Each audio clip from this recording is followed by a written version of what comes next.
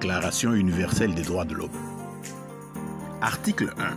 Tous les êtres humains naissent libres et égaux en dignité et en droit.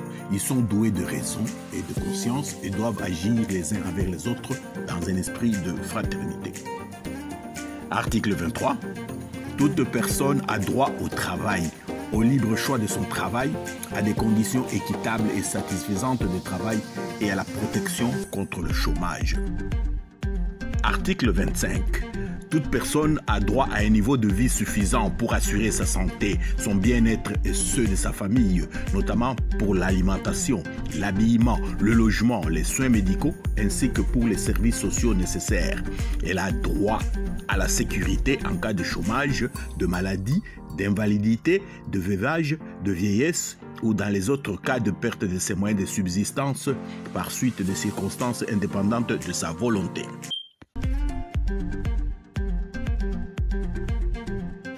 Et en RD Congo.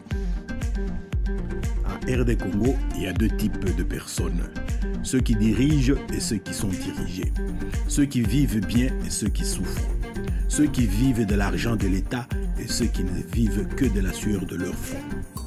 Les premiers sont censés travailler pour tout le monde. Ils ne représentent même pas 1% de la population et jouissent de la presque totalité des richesses.